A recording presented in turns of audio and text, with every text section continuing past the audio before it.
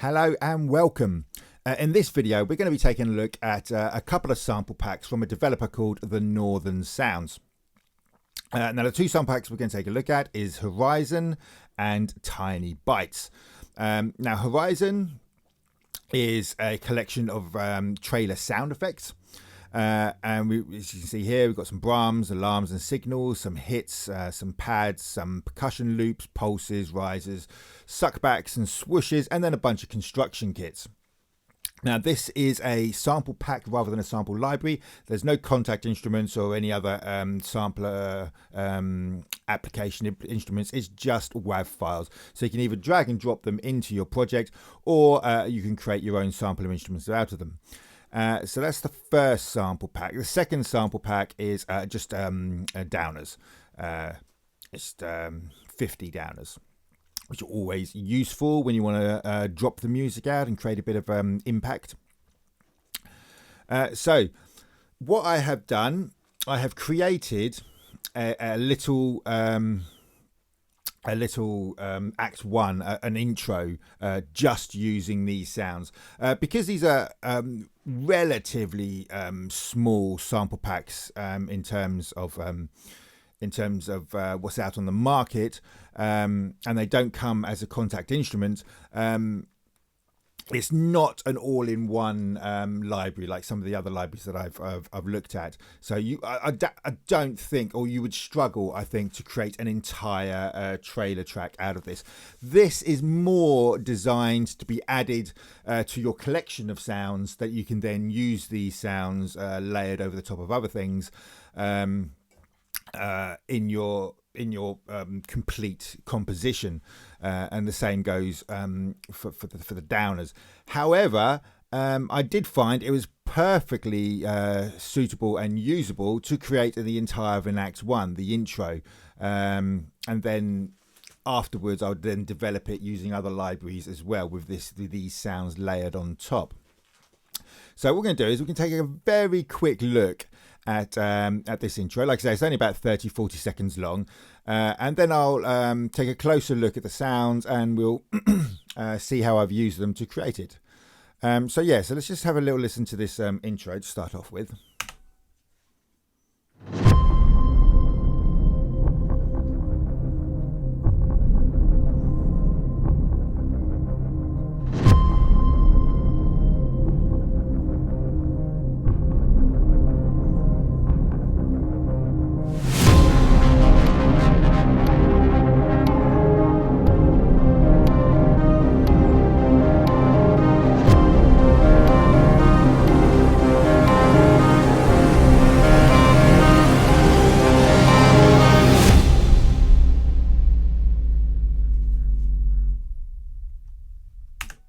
Okay, so that was my Act 1 for track that's not finished yet. But yeah, that's what I have created just using those sample packs.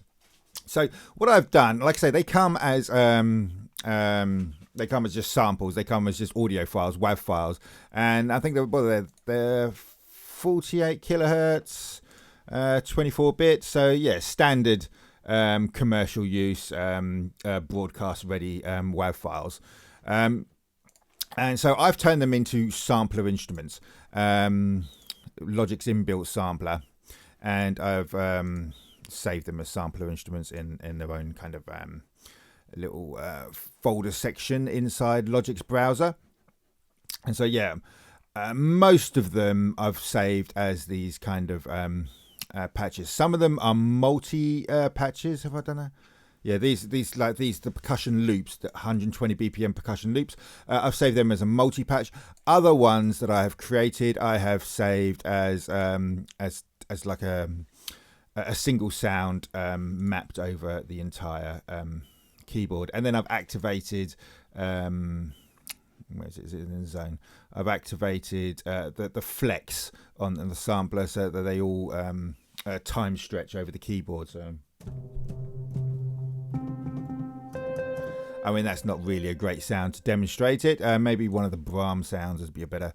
I mean, it does create some kind of artifacts, but saying that sometimes those artifacts can actually be quite cool, and it could be like a little sound design effect. They certainly used to do that in the past with extreme time stretching.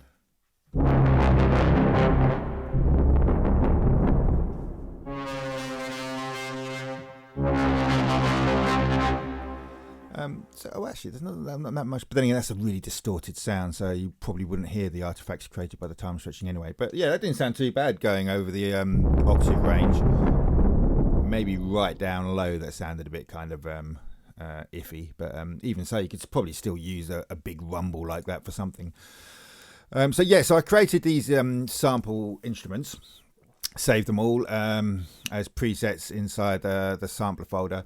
I will be giving away these presets for free, so if you do go out and buy this sample pack or these 2 sample packs, I think they're like €49 each, then you can get these sampler instruments for free from my Selfie store, and I'll leave a link for that in the video description.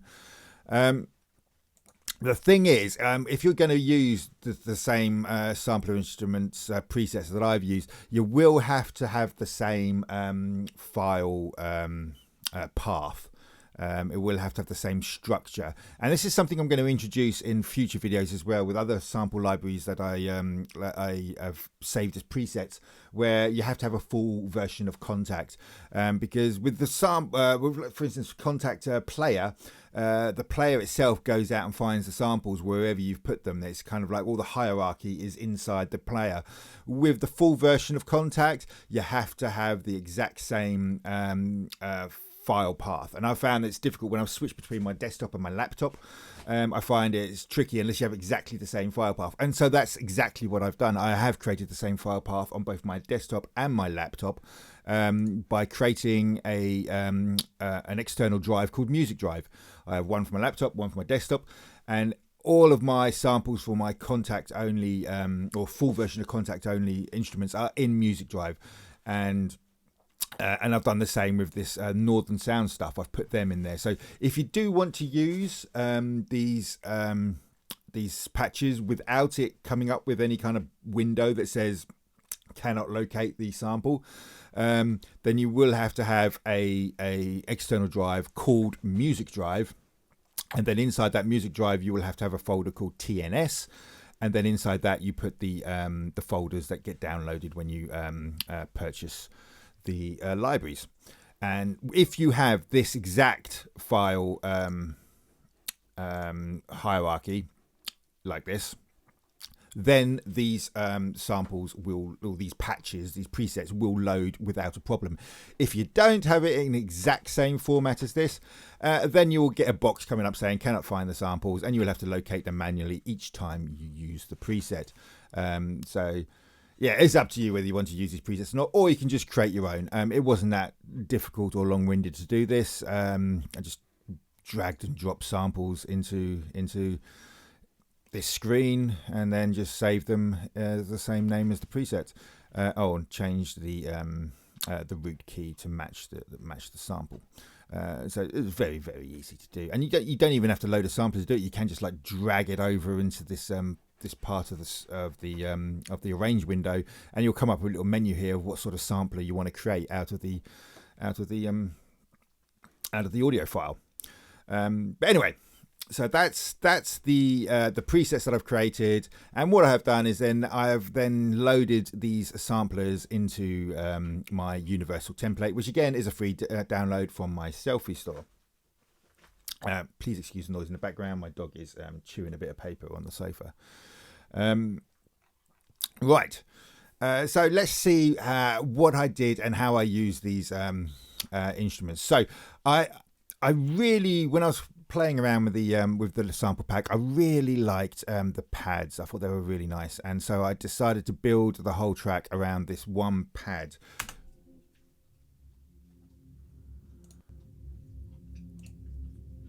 And as you can see, it's got a bit of a swell in it anyway, and then I've added more of a swell by putting a cut-off automation, filter automation. And it is literally just a drone. As you can see, you've got a nice sweeping build-up. So yeah, that's how I started it, because I really liked that pad.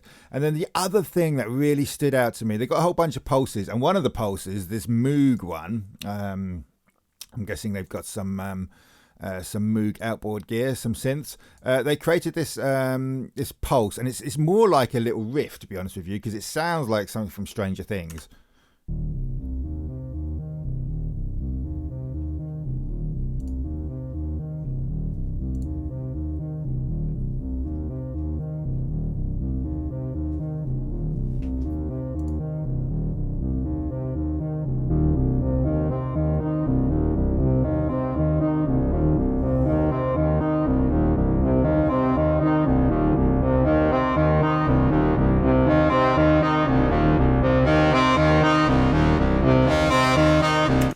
Yeah, so like I say, it's a riff, it's a little hook, and I also layered that up with a synth from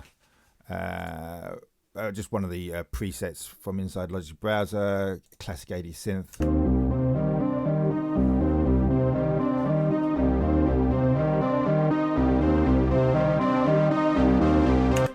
I just layered that on top just for a little bit of added texture. So yeah, so like I say, the whole track was kind of based around this pad, and well, not the whole track, this whole section, this whole intro.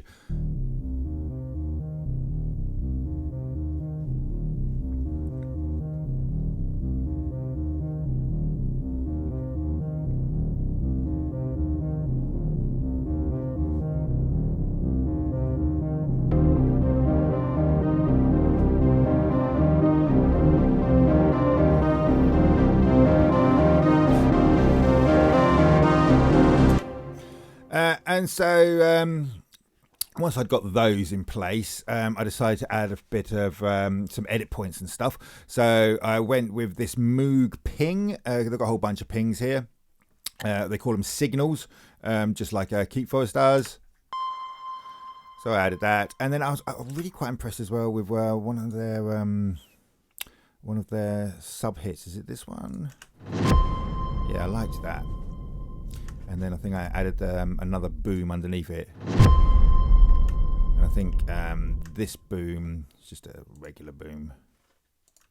But I was a bit of a downer this one, I think.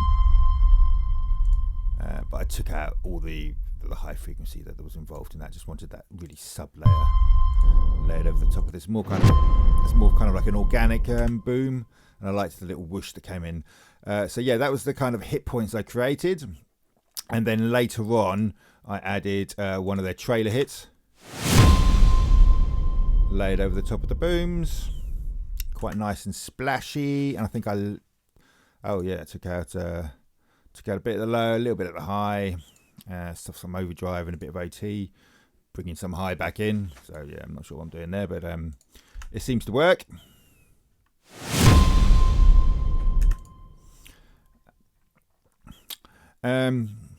And then I started adding some textures as well.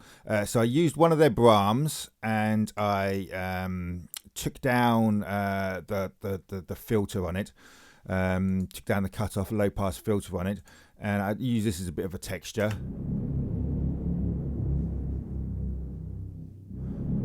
So if you didn't have the filter on it, it would be quite an aggressive, like big sound with lots of high-end, high frequency content on there. But I just wanted to use it as a little kind of ominous sound in the background.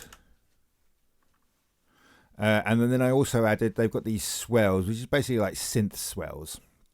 And again, they've got a whole bunch of different ones.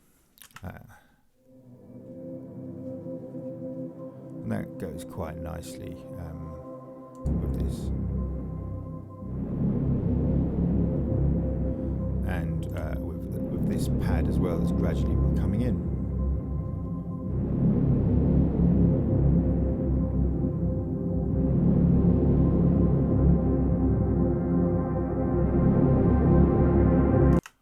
And you know, I'd probably, just to make this a little bit clearer, because this is more of a high-end instrument, probably don't want anything going on in the low end. I'll just muddy up the mix. Let's get rid of that. Is there anything else? Well, no, that's a low-end sound. These pings up here, did I low pass these?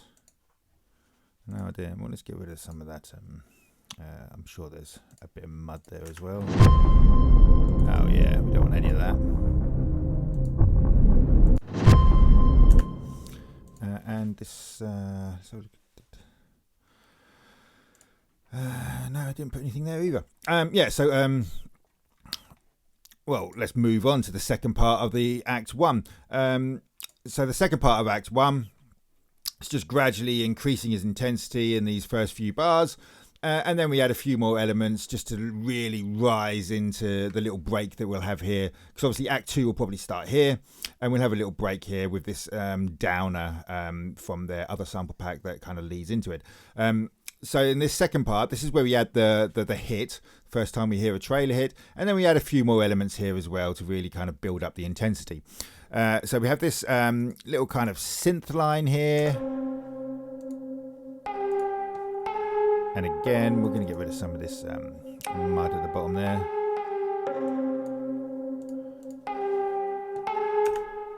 And that's just kind of like complementing this pulse, this kind of...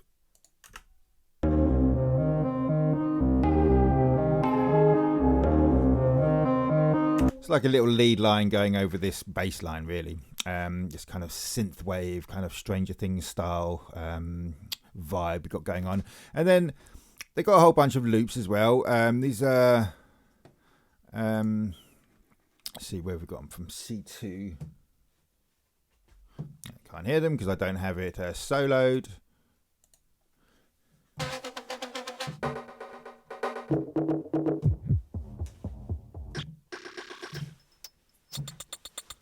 So yeah, kind of synthetic sounding stuff. Most of it's just kind of like background stuff. It's not like they're called percussion loops, but it's not like your big, huge, epic trailer percussion. This is more kind of just like rhythmical elements, just to kind of add a bit of pace, sit over the top of other elements, and it's quite nice.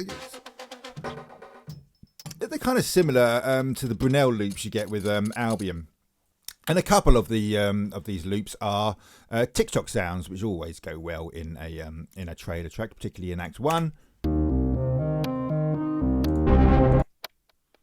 So I've just used one of those TikToks.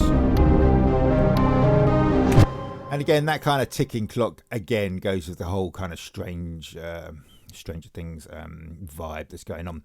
So we've added a ticking clock. We've added like a little lead line. Like I said earlier, I layered this classic synth over the top of this pulse that's going on. And what else did we add here? We added a riser. I think I added a couple of risers here.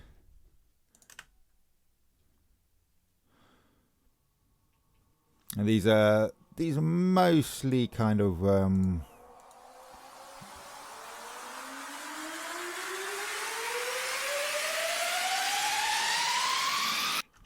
yeah, these are mostly kind of like synthetic, like white noisy sort of risers.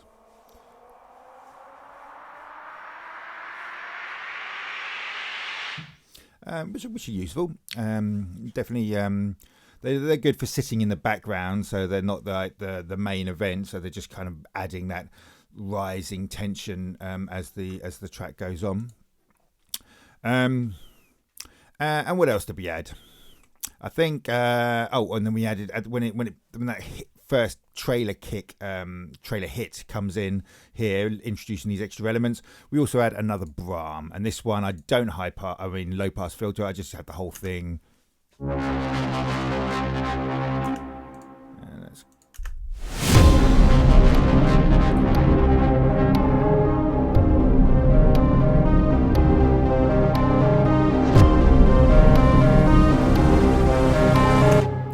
And that's kind of where I went with this. I think then, once I had done that, I added a couple of extra elements just from the beginning. And one of them is this brooding tension I added from the beginning.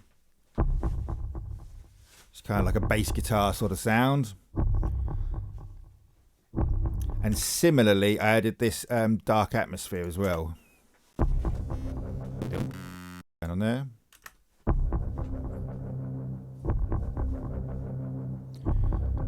Yeah, just like little pulsing synths sitting in the background.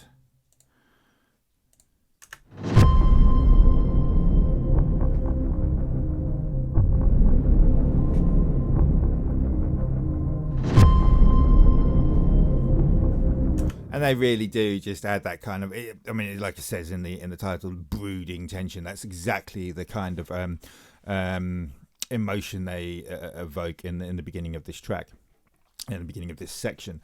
And then right at the end, I've used one sound, because this, I mean, these are all the where is it, the hybrid drops here.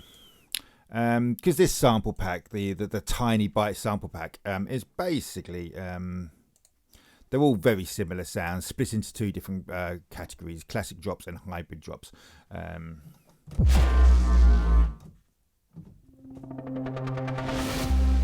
that's nice. In fact, I think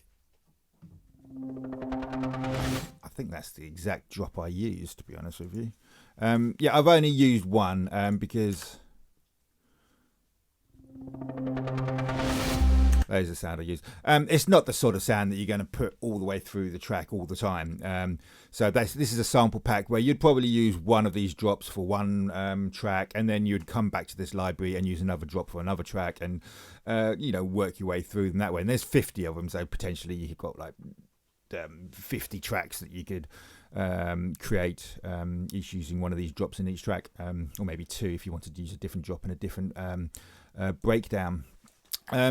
So yeah, that is the whole of this intro that I've created.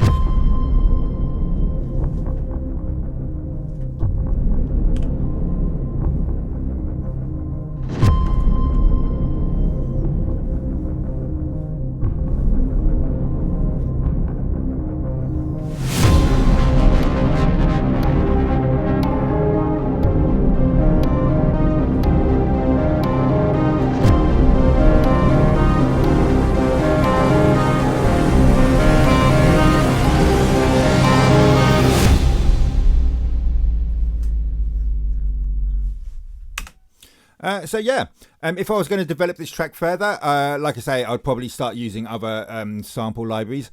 I'd probably get some bigger hits in there, some bigger percussion. I probably wouldn't use orchestral sounds, I don't think. I think I'd stick with this kind of synthy kind of style that's going on. I might even use some of my analog gear and kind of continue developing that that hook that they've created with this Moog pulse, like I say, with the Stranger Things vibe to it.